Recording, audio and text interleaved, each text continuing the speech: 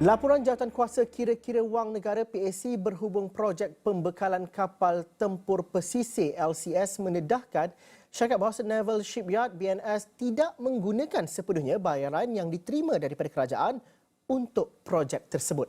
Pengerusinya Wong Kah Ho berkata situasi itu menyebabkan syarikat BNS menghadapi kos overrun sebanyak 1.4005 bilion ringgit. Daripada jumlah tersebut, 400 juta ringgit digunakan untuk menyelesaikan hutang lapuk membabitkan projek kapal peronda generasi baharu NGPV. Katanya peralatan yang disimpan dalam stor bagi projek LCS dianggarkan berjumlah 1.7 bilion ringgit dan dianggarkan 15% juga didapati usang. Kontrak projek LCS diberikan oleh kerajaan kepada syarikat BNS secara rundingan terus. Kerajaan telah membayar sejumlah 6.083 bilion ringgit untuk projek LCS, namun tiada sebuah kapal LCS pun yang telah pun disiapkan. Menurut jadual asal setakat Ogos 2022, sepatutnya 5 buah kapal LCS harus disiapkan dan diserahkan. Pandangan TLDM selaku end user tidak diendarkan oleh MINDEF dan syarikat BNS dalam melaksanakan projek LCS. Pada asalnya, reka bentuk kapal jenis Sigma pilihan TLDM telah dipersetujui oleh Menteri Pertahanan, iaitu Datuk Seri Abazai Hamidi pada ketika itu.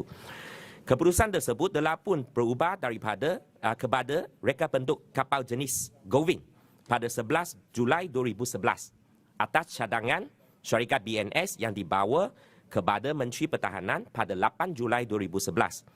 Hasil laporan tersebut antara 9 rumusan yang dibuat PAC hasil 9 prosiding ke atas siasatan berhubung projek pembekalan LCS yang dijalankan sejak 18 November 2020 sehingga 8 Mac lalu.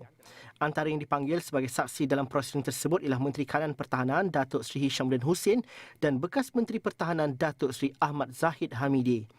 Wong menambah laporan itu turut mendapati kerajaan gagal mengesan kedudukan keuangan BNS yang lemah sehingga memaksa kerajaan membuat pembayaran pendahuluan sehingga 1.36 bilion ringgit kepada syarikat tersebut. Tindakan tersebut bertentangan dengan Surat Perkeliling Perbendaraan Bil 5 tahun 2007 yang berkuat kuasa ketika itu. Kedudukan keuangan syarikat BNS adalah lemah dan kritikal disebabkan salah guna kuasa dan kepincangan dalam pengurusan keuangan. Setakat tahun 2018, hutang syarikat BNS kepada OEM adalah sebanyak 801 juta ringgit, manakala pinjaman syarikat BNS dengan institusi keuangan pula adalah sebanyak 956 juta ringgit. PAC juga mendapati terma-terma kontrak adalah lemah dan tidak memihak kepada kerajaan. Pembayaran projek LCS dibuat berdasarkan kemajuan aktiviti atau pembekalan item dan bukan berdasarkan kemajuan sebenar. Sehingga kini, rekaan akhir kapal juga masih belum dimuktamadkan oleh kerajaan dan syarikat BNS menyebabkan arahan perubahan kerja dikeluarkan secara berterusan dan membuka ruang berlakunya manipulasi. Justru sebagai langkah penambahbaikan, PAC mengesyorkan 7 perkara untuk dilaksanakan kerajaan. Ia termasuk menggesa Suruhanjaya Pencegahan Rasuah Malaysia mengambil tindakan segera terhadap semua penemuan dalam laporan PAC. MINDEF juga perlu membentangkan laporan kemajuan projek LCS setiap 3 bulan kepada PAC sehingga projek LCS disempurnakan.